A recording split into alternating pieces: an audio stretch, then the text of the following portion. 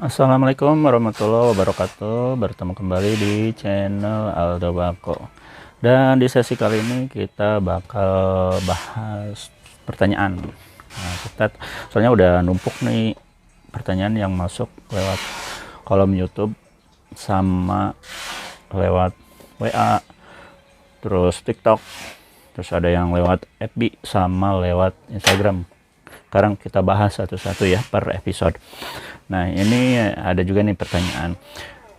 Bang, kalau cewek bisa nggak jualan atau terjun di bisnis tembakau?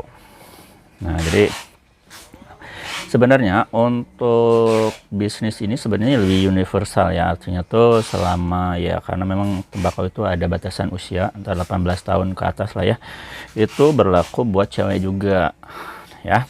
Jadi buat cowok atau cewek yang usianya udah dewasa di atas 18 tahun itu, atau misalnya udah megang KTP, itu boleh ya, boleh berjualan atau misalnya terjun di bisnis ini. Malah ya kalau saya bilang itu teknik marketing cowok sama cewek biasanya itu secara ini aja ya, itu lebih cepet cewek lah biasanya kan gitu. Makanya ada istilah tuh SPG, Sales Promotion Girl, lebih banyak ketimbang SPB gitu kan. Karena memang biasanya tuh orang itu lebih tertarik ketika ada cewek itu berkolaborasi dengan sebuah produk, lalu dia misalkan punya apa ya, misalnya punya value atau misalnya punya kelebihan, kayak misalnya penampilannya menarik, cakep, putih mulus lah gitu ya, ibaratnya gitu. Jadi lebih punya nilai tambahnya kalau menurut saya gitu kan. Ini disclaimer ya, ini cuma sepihak dari pengalaman saya. Jadi untuk cewek itu sebenarnya misalnya wanita lah, atau misalnya mak-mak, atau misalkan siapa aja sebenarnya ya, sebenarnya siapa aja boleh ikut terjun di bisnis ini. Karena memang bisnis ini sebenarnya yang jadi indikator keamanannya itu bukan masalah kamu dewasa atau misalnya cewek atau cowok, enggak, tapi indikatornya itu ada label pita cukainya. Contoh ini produknya ini ada ya. Nah, contoh di produk yang ini ya, dalam produk ini kalau misalkan meskipun udah bagus nih kemasannya segala macem gitu kan, tapi nggak memakai namanya ini nih, sial pita cukainya nggak ada, ini bakal bermasalah. Yakin nanti suatu saat teman-teman bakal kena razia, yakin itu. Satu ya. Kedua ya, terus kedua teman-teman punya real tokonya juga. Real tokonya kalau misalkan teman-teman mau gitu kan, teman-teman bisa bikin SKU dulu, surat keterangan usaha, dibikin, minta rujukannya ke desa, RT RW setempat, lalu bawa ke desa dibikin. Nah itu ya kalau misalkan untuk itu. Nah itu sebenarnya tuh mau dilakukan sama cewek atau cowok itu semua bisa aja. Malah customer saya ada banyak yang cewek. Nah, kalau misalnya sekarang nonton ya, kayak model nih, saya spill aja, kayak yang di Cikampek ada gitu kan ya. Terus yang di Jawa Tengah Mantingan juga ada, itu cewek semua ya. Terus ada pokoknya banyak ya, saya hampir lupa karena saking banyaknya juga. Jadi kalau untuk bisnis ini sebenarnya lebih universal, jadi bisa dilakukan, bisa dikerjakan oleh siapapun. Apalagi termasuk untuk misalkan nih adik-adik nih ya, yang baru lulus lulus SMA atau lulus kuliah misalkan gitu kan ya. Nah, sambil nunggu nikah atau dinikahin ya, mendingan turun aja dulu ke bisnis ini. Apalagi teman-teman yang misalkan basicnya itu dari bisnis gitu kan, itu lebih nanti membantu lagi gitu kan. Jadi sebenarnya kalau misalkan teman-teman ini kita gak ngomongin cowok ya, untuk yang cowok minggir dulu, kita lagi ngomongin cewek nih.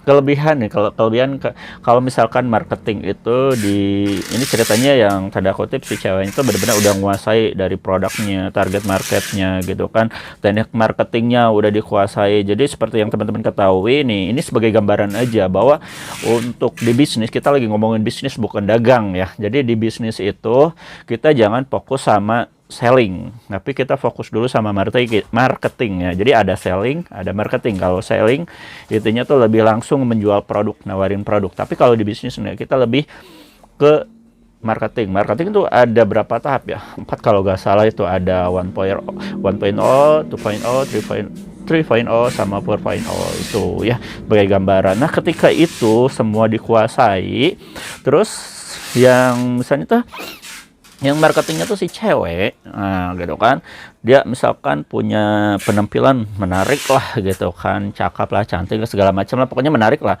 Kalau masalah cantik sama bagus badannya tuh itu relatif ya, semua itu nggak bisa diukur dari fisik. Nah, tapi kalau menarik itu bisa jadi bahasa, tutur kata, sikap, dari terus apa namanya, tekstur, gestur tubuh itu berlaku ya, itu akan berdampak signifikan terhadap penjualan dia.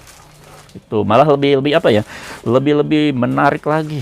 Contoh, saya kasih contoh aja ya, apa ya, oh dulu itu waktu saya lagi sekolah SMP SMA lah ya, saya tuh kalau pulang sekolah pakai motor gitu kan, kalau ngisi bensin kan pasti ke pom ya. Itu dulu di pom itu nggak ada cewek. Kalau yang ngisi bensin itu teman-teman pasti tahu lah. Nah, kenapa sekarang itu lebih banyak di dominan cewek? Alasannya apa? Cuma satu ya, trik marketing mereka gitu. Terus saya kasih contoh lagi nih, karena saya bergelut juga di dunia bisnis apa fitness.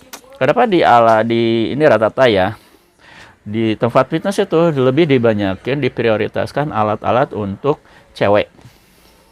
Itu kenapa? Karena ya itu untuk daya tarik. Jadi ibaratnya gini loh, kalau misalkan si cewek lebih didominankan di tempat itu, ini kita agak-agak geser dikit ke pembahasan yang lain, nggak ke ini ya. Tapi ini sama ke bisnis ya, trik bisnis. Kenapa cewek dipakai dalam marketing?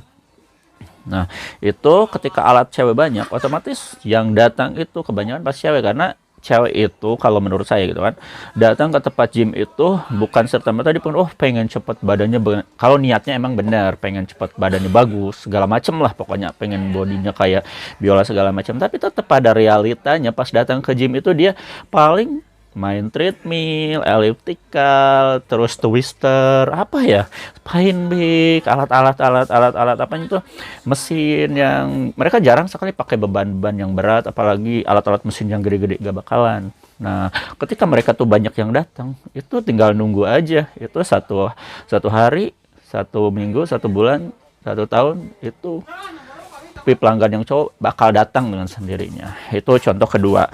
Contoh ketiga apa ya?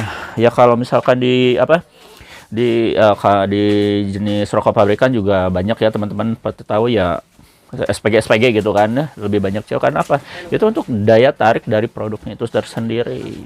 Itu selegram. Nah, kenapa kebanyakannya itu cewek gitu kan. Jadi untuk teman-teman yang punya apa namanya itu untuk cewek lah gitu kan, bisa enggak jualan kayak terjun di bisnis ini? Bisa banget, malah bakal ngebantu banget. Kalau untuk apa penjualannya gimana ya, untuk sistem distribusinya atau misalkan penjualannya kan sekarang gampang. Ada offline, silakan offline, mau dijajakan di etalase depan rumah, bisa, simple, mudah gitu kan. Terus misalkan mau door to door, kita punya yang kerja misalkan, bisa gitu kan, door to door. Atau misalkan karena biasa tipe cewek mager gitu kan, online aja. Apa dengan online bakal jalan? Pasti jalan. Terus syaratnya online bisa jalan terus dapat traffic order dari mana?